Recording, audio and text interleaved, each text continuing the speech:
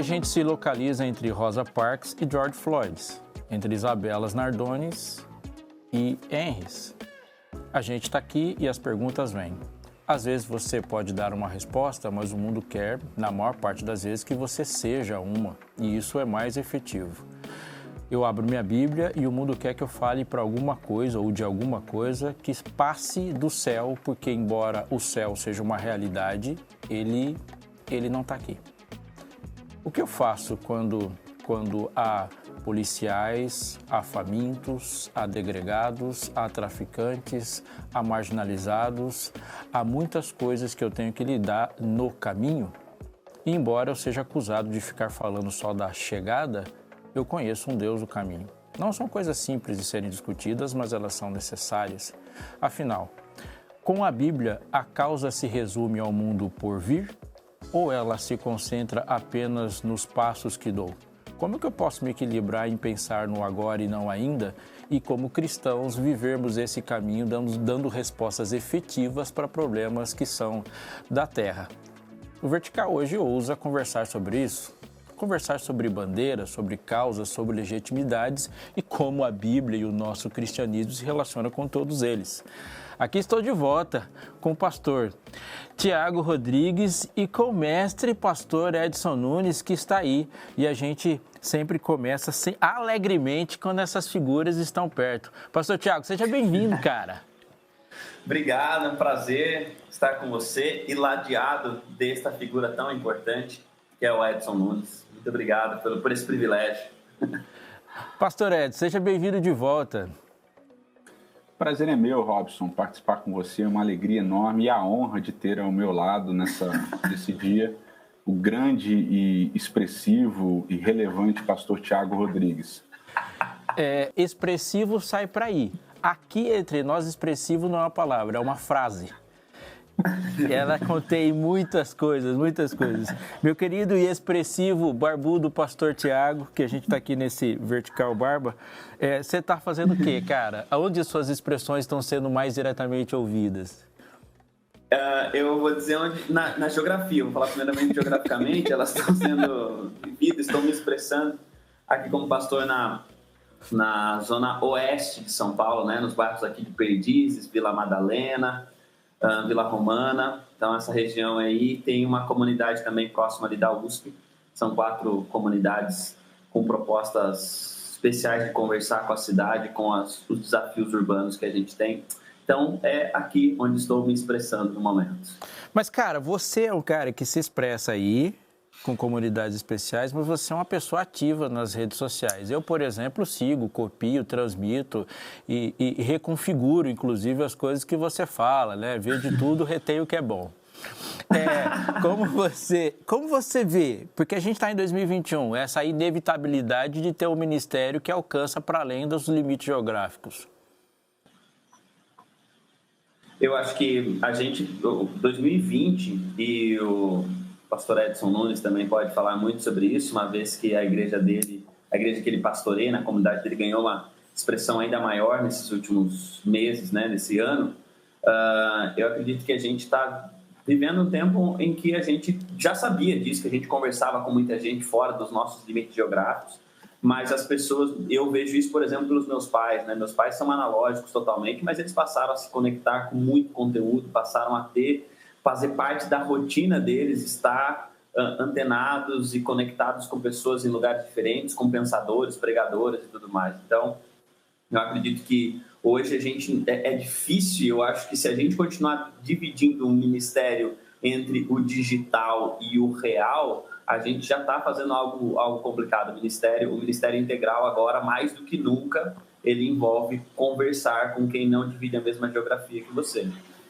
O pastor Edson, ele está numa fusão como a gente, né, Tiago, de ser um pastor digital, metropolitano, urbano, que e junta tudo, né, e falar de uma realidade milenar, né? Como que isso se dá na sua cabeça? É para mim isso daí?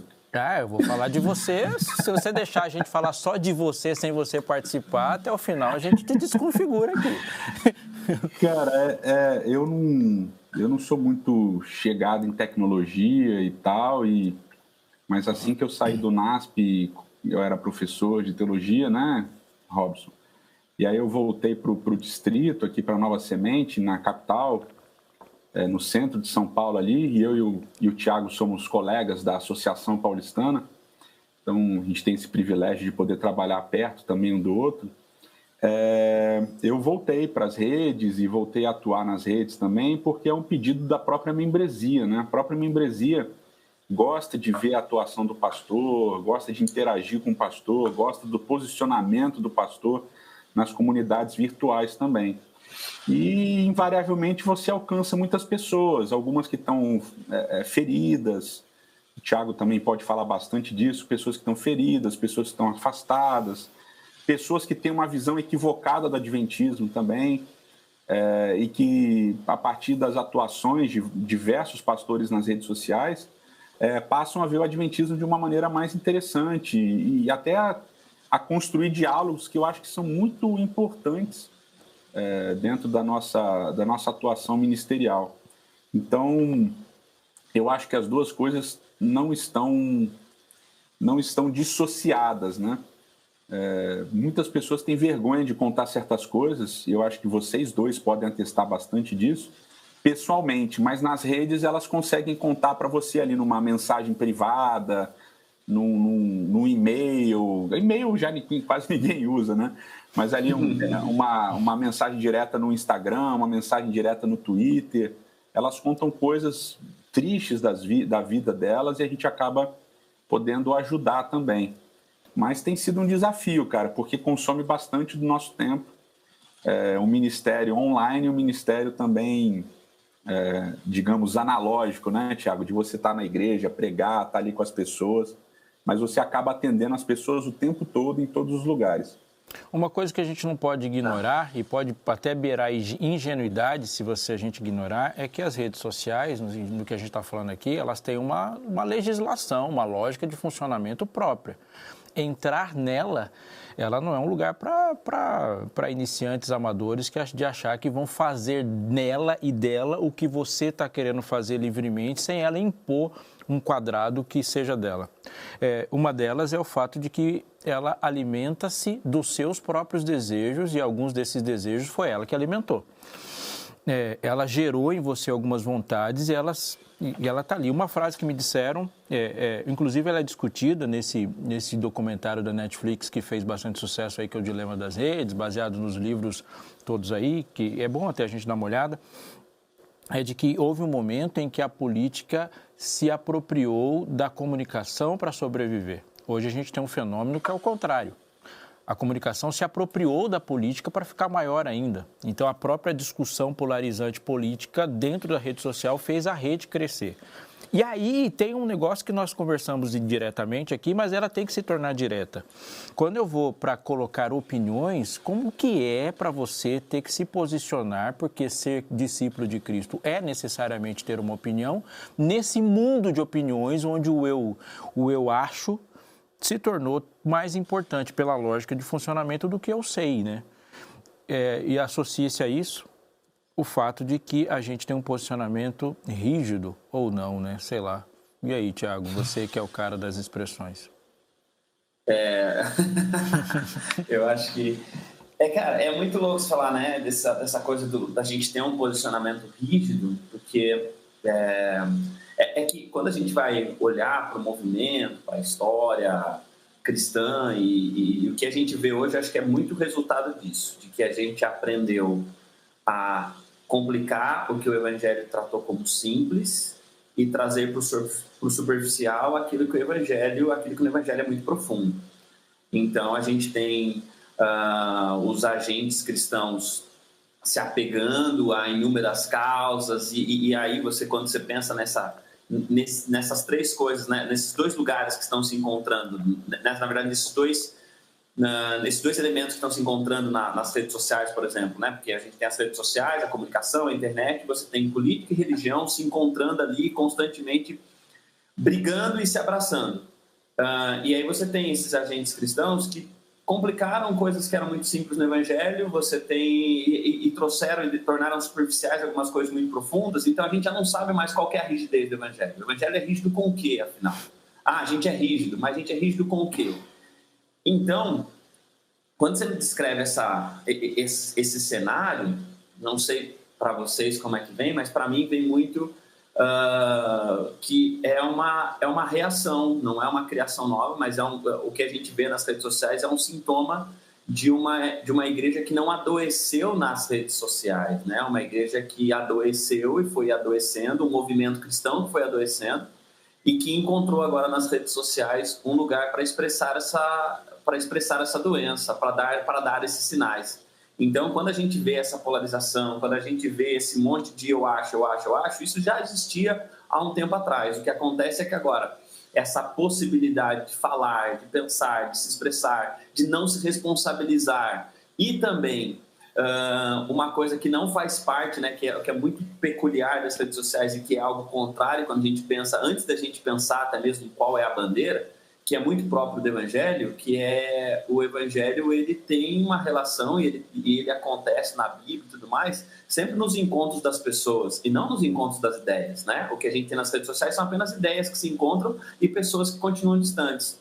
O Evangelho, ele acontece com gente que se encontra. Só que aí, então, a gente tem uma dinâmica, um movimento, uma forma de operar dessas redes que elas deram cor para esse adoecimento, para essa doença que eu entendo dessa maneira, como sendo um evangelho extremamente profundo e que foi deixado na superfície e que tornou coisas extremamente simples e profundas, mas muito complexas, e a gente tem gente se enrijecendo por coisas que não merecem a nossa rigidez e afrouxando em coisas que precisam ser rígidas. E aí o que é pior, né? É uma igreja que se posiciona e todo mundo esperneia, ou a que fala e ninguém ouve? Cara, é a que fala e ninguém ouve, né? E isso que o Thiago estava construindo e falando é extremamente importante. A nossa atuação nesses processos de polarização, nesses processos de dar opinião, de construir opinião, muitas vezes tem a ver justamente com o acolhimento de pessoas e não com o debate de ideias, né? E as pessoas perdem a dimensão disso. Elas acham que, né, a dimensão que ganha um like, a dimensão que ganha um retweet, né, a dimensão que ganha você seguir alguém, muitas vezes é extrapolada por uma agenda que é externa à própria dinâmica das redes sociais, né? Então, você não segue na rede social só pessoas com quem você concorda e que você ama, né? Na verdade, quem faz isso está dentro de que os estudiosos modernos têm chamado de câmara de eco, né? Existe um fenômeno chamado câmara de eco. As pessoas fazem parte de uma bolha e elas seguem apenas as pessoas que fazem parte daquela bolha, que é uma espécie de tribalismo, né? Você se junta na sua tribo, ou seja, pessoas que pensam como você, que agem como você, e aí você só reproduz aquele tipo de pensamento. Mal comparando, é tipo fanático de torcida de futebol. Então o cara torce para um time X. Ele só tem amigos que torcem para aquele time, ele não consegue conversar com pessoas de fora daquele time. Os jogadores do time dele são melhores que todos os outros jogadores dos outros times, o técnico dele é o melhor, e quando é o pior ele critica, ele detona e tal. Mas assim, ele tem uma devoção à instituição, né, do time de futebol maior do que ele tem à vida das pessoas que estão à volta dele, né? A vida das pessoas que estão à volta dele. Então ele se dedica ao clube. O clube é tudo para ele. Ele gasta o dinheiro para ir nos jogos do clube. Ele compra merchandise do clube, mas ele só se relaciona com pessoas do clube. E muitas pessoas fazem isso com a parte religiosa também. E elas acabam transferindo esse tribalismo, essa câmara de eco para as redes sociais. Então, não é uma coisa saudável de você fazer, né? Não é uma coisa inteligente de você fazer. E terminando, né? Não é uma coisa cristã de você fazer, né? Porque quando você olha para os discípulos de Cristo, e esse fenômeno, né, esse detalhe, quem me chamou a atenção foi o Dr. Lawrence Turner, quando ele fez um sermão sobre isso, que eu fiquei maravilhado, e aí eu passei e até peguei uma parte do sermão dele, adaptei e preguei, porque eu achei fenomenal. Já fiz isso com o seu já também. Com o do Thiago isso é uma também. honra. Você deve ter melhorado 100% o que eu fiz, com certeza. Não, eu só traduzi. Mas o Tanner, ele pegou, né, e ele mostrou, ele falou assim, olha, tá vendo aqui, ó, Jesus, os 12 discípulos, ele escolheu Mateus o publicano e Simão o zelote. E aí, quando você vai estudar, você vai perceber, cara, que Mateus o publicano e Simão o zelote eram de facções políticas, econômicas, de visão de mundo rivais, completamente rivais. Os zelotas odiavam... Não apenas diferentes, né? Eles eram inimigos, né? Não inimigos mortais, exatamente, Thiago. Então, os zelotas odiavam os publicanos e os publicanos odiavam os zelotas, porque eram mortos pelos zelotas, inclusive, né? Então, assim, você tem dois espectros super radicais que Jesus une dentro do corpo de discípulos dele. E aí, o que o Dr. Tanner chamou a atenção é que quando a gente vai lá para Atos, ele fala que o Espírito caiu sobre Simão o Zelote e sobre Mateus o publicano. Ou seja, o Espírito cai sobre os dois e os dois pregam. E eles pregam para quem, Robson? Aí que fica a pergunta, né? E para mim a resposta é muito simples. Eles pregam para todos, óbvio. Mas os zelotas vão olhar para Simão e falar assim, pô, esse cara é um dos nossos. E ele está pregando para a gente. E o Mateus o publicano a mesma coisa. Ao mesmo tempo, possivelmente muitos zelotas olhavam para Simão e falavam assim, mano, como é que esse zelota anda com o publicano? Esse cara não é mais dos nossos. E a mesma coisa com os publicanos. Olhavam para Mateus e falavam assim, pô, Mateus andando com um zelota, o cara ficou maluco. Ou seja, Jesus quebra os paradigmas porque ele junta os opostos, ele fala, olha, vocês podem conviver. E aí vem de novo um negócio fantástico, porque em Atos eles são mencionados assim. Você continua sendo Mateus o publicano, você continua sendo Simão o zelota, mas vocês estão aqui dentro, vocês vão conviver e vocês vão pregar uma coisa que é maior do que o zelotismo e o publicanismo, que é o evangelho do reino de Deus. Então, essa atuação nas redes, eu acho que é fundamental, a gente parar de julgar e tribalizar as coisas, entendeu? Então, eu acho que o Thiago pode atestar disso. Você segue batista, presbiteriano, católico, filósofo, ateu, você segue gente que é da direita, você segue gente que é da esquerda. Por quê? Porque você quer dialogar com as pessoas, você quer conversar com as pessoas, você quer aprender também um ponto de vista diferente, porque muitas vezes o ponto de vista diferente faz com que a gente aguce a nossa retórica ou perceba pontos falhos no que a gente pensa e assim por diante. Agora, esse isolacionismo da câmara de eco e do tribalismo, ele é muito prejudicial ao evangelho, principalmente no mundo que a gente vive hoje. A gente vive num mundo que exige respostas. Você falou do zelota. O zelota, ele propunha uma resposta para o problema. E a resposta que o zelota propunha pode ser diferente da resposta que alguns outros queriam. Aliás, a expectativa de respostas pode ter sido um fator elementar para o crucifica-o. Eu esperava que aquele homem desse aquela resposta, e aquela expectativa frustrada falou assim, se você não vai me resolver o problema, então cancelado. E Jesus foi cancelado ali.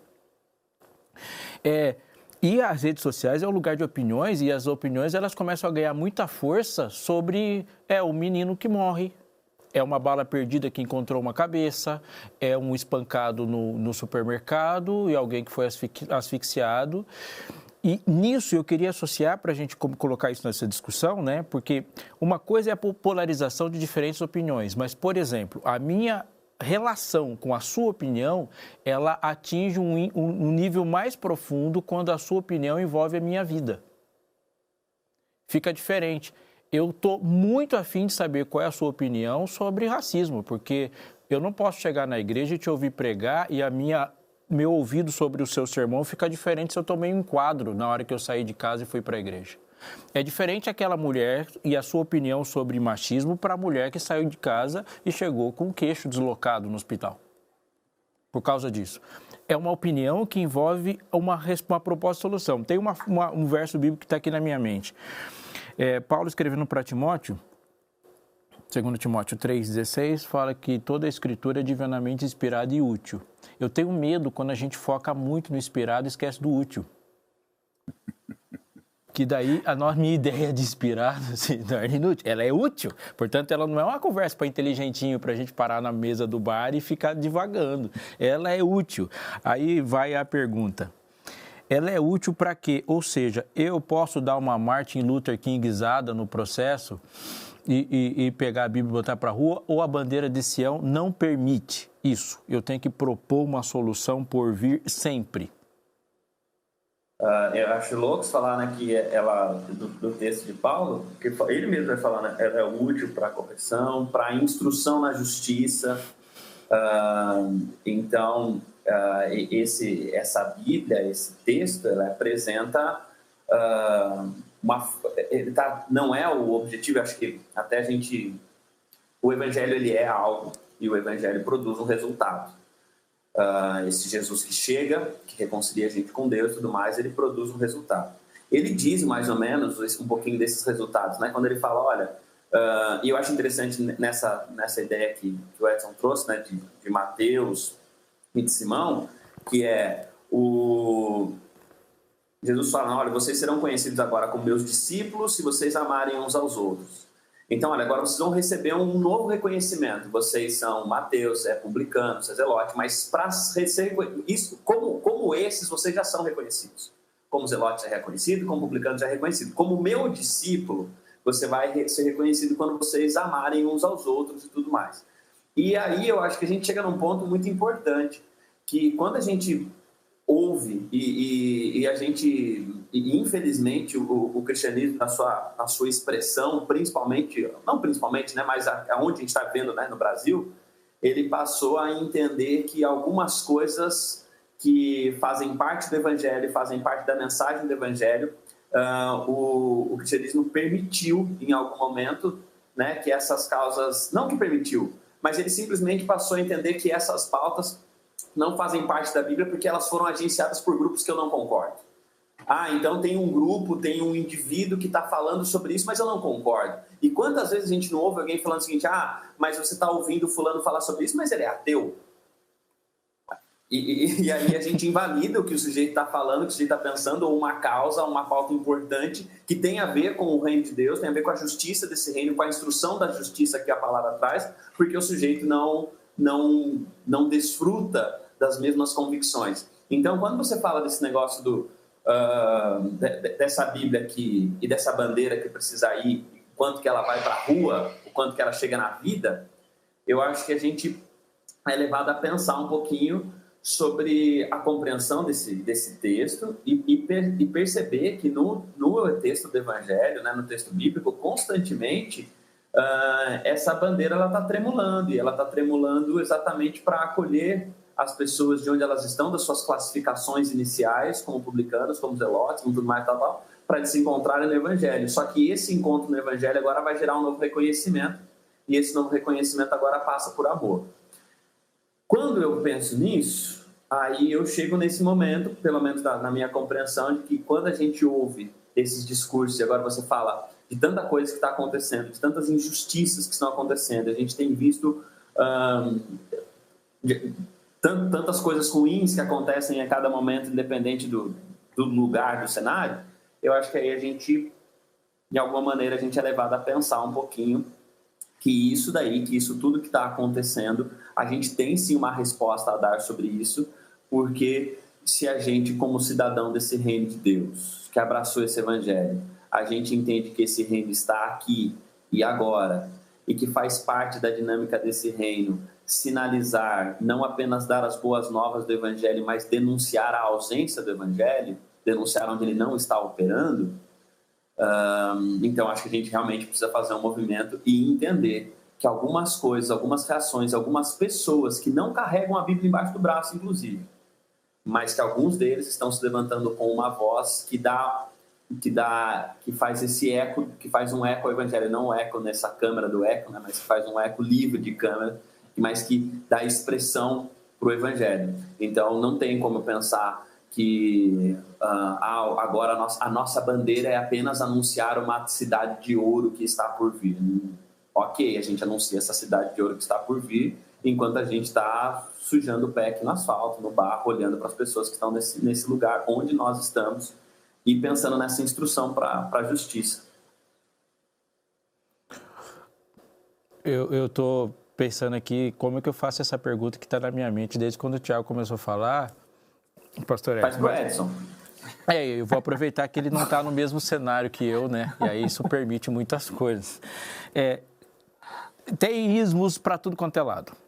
Então a gente tem um monte de ismo, cada um tentando resolver uma faceta dos problemas que envolvem a sociedade humana. Em alguns momentos nós vamos ver pontos de intersecção. A minha pergunta é, mesmo considerando esses pontos de intersecção, o cristianismo, ele é completo o suficiente para que ele seja uma bandeira só? Cara, se você tem um mínimo de lógica e de pensamento crítico, você consegue navegar nesse mar de ideologias de uma maneira sólida, né? Como você mesmo colocou, Robson. O cristianismo tem intersecções com diversas linhas ideológicas ao longo da história, né? E a gente pensa assim, o cristianismo é um ismo, né? É um ismo, é uma construção também, é uma construção teológica, é uma construção que foi passando por diversos momentos diferentes, houve a discussão sobre o que é Trindade, houve discussão sobre eclesiologia, sobre natureza do espírito, houve diversas discussões ao longo da história e tem diversos, né? Você não pode nem falar de cristianismo, né? Você vai falar de cristianismos, porque tem vários tipos de cristianismo também. Até porque, só rapidinho cortando você, até porque o cristianismo, de tantas as coisas, é mais um ismo e é um organismo também. E como organismo ele é dinâmico, né? Como um organismo, a igreja, agora pensando na igreja, a igreja é um organismo, e como organismo ela é dinâmica também, né? Não dá para pensar nela de forma estática, como a gente às vezes pensa, né? Sim, e ela vai dialogando com as questões que vão surgindo ao longo da história também, como o cristianismo foi dialogando com as questões que surgiram ao longo da história, como a Bíblia vai dialogando com questões que surgiram durante a história também. Como é que você vai lidar com poder estrangeiro, né? Cristo vai falar sobre isso, mas aí você vai encontrar no Antigo Testamento, você não vai ver referências a isso, né? Como é que eu vou lidar com o rei estrangeiro? Não tem, mas Cristo vai falar, dai a César o que é de César, a Deus o que é de Deus e tal. É um comportamento que você não tinha na antiguidade do Antigo Testamento, né? Não tem esse tipo de referência. Jesus vai trazer, porque é uma questão atual, uma questão que estava acontecendo naquele momento ali. Então você tem uma série de questões que vão se desenvolvendo ao longo da história, e essas intersecções que você falou, Robson, elas vão acontecer, e elas acontecem inclusive entre as religiões. E aqui eu estou falando para quem é adventista e está assistindo, né? Tem um livrinho, Estudando Juntos, do Mark Finley, foi produzido, lançado pela CPB, e a gente usava esse livro para falar sobre como estudar a Bíblia com os amigos, com as pessoas que não são adventistas. E aí tem um princípio muito básico. Quando você vai conversar com um batista, você vai procurar os pontos que tem em comum. Primeiro você dialoga naquilo que existe em comum, depois você dialoga sobre as diferenças. E aí a nossa questão hoje é que a gente vive numa sociedade que não aceita diálogo entre diferentes. Não aceita. As pessoas estão fechadas ao diálogo com o diferente. Então, se elas veem um heterossexual pastor adventista conversando com um homossexual ateu, pronto, esse pastor agora é progressista, esse pastor agora não crê mais na Bíblia, e etc. E aí já cria todo um celeuma, uma discussão completamente infundada. Agora, o que existe de intersecção entre os diversos ismos e a Bíblia não pode ser explorado para diálogo? Não pode ser usado para criar pontes? Por que eu preciso pensar apenas no diferente, né? E dinamitar as possibilidades de conexão, e aqui eu não vou dizer nem conexões institucionais, ou de órgãos, ou de ismos, mas conexão entre as pessoas. Por que eu não posso usar o que a gente tem de comum para criar pontes? Por que eu preciso focar naquilo que é diferente, distintivo, como a gente gosta de dizer, para explodir essas pontes, ao invés de construir pontes e então dialogar, sabe? O diálogo que Cristo tinha com os fariseus, ele buscava pontos em comum com os fariseus.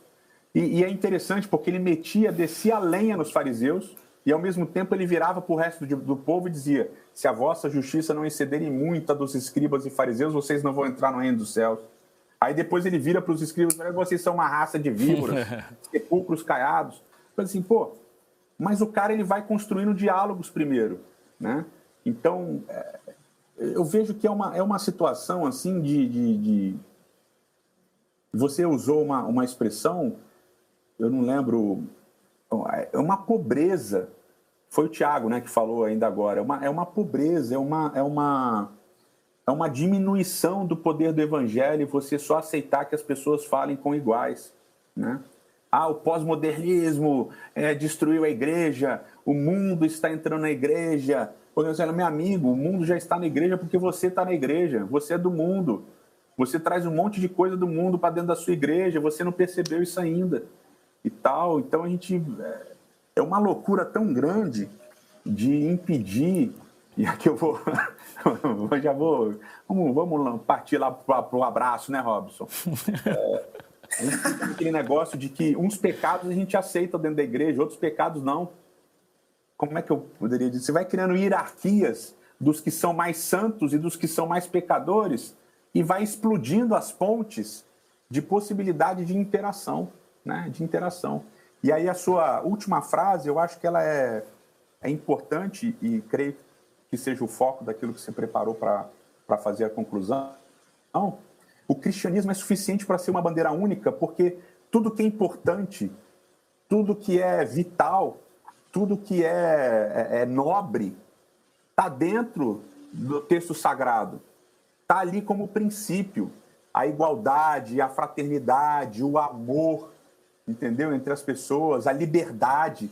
Pô, Deus foi tão maluco que ele criou a gente livre para pecar contra ele. Ele falou, olha, eu criei aqui o jardim, mas e tem aqui a árvore. Se vocês comerem, vai dar zebra. Mas vocês têm a possibilidade de comer. Só existe a possibilidade de obediência porque existe a possibilidade de desobediência. Então, Deus confere a nós uma coisa que a gente não quer conferir às pessoas, que é liberdade. Liberdade de pensar, liberdade de dialogar, liberdade de pensar diferente. E aí o evangelho, que é o transformador do amor, a gente também quer acabar com isso, porque a gente quer impedir as pessoas de amarem os que são diferentes também, né? Enfim, tem um monte de coisa que eu podia falar, mas eu acho que o Tiago pode arredondar melhor aí. Eu queria colocar um ingrediente, Tiago, na sua fala que já estava aí. O pastor Edson falou de algumas coisas, ele falou bastante coisa, né? Ele está falando desde o começo do episódio. Mas, cara, é problema demais. Demais. Se você começar assistindo, por exemplo, um telejornal que começa falando de corrupção e termina falando do nascimento de um panda raro, em meia hora é muita coisa, desde criança, e é o feminicídio, é o infanticídio, é um monte de ídios e um monte de problemas. Desse cristianismo que ele envolve tudo que existe de importante, é possível na sua mente você ser cristão, mas desenvolver um foco específico. O quanto isso pode comprometer o evangelho, a forma de o evangelho ser demonstrado como um todo, quando eu bato numa tecla só, porque o que está na minha mente é o seguinte, o medo de uma colateralidade ali, de eu ser conhecido como alguém que toca só uma música, e aí eu posso gerar um eclipse no evangelho.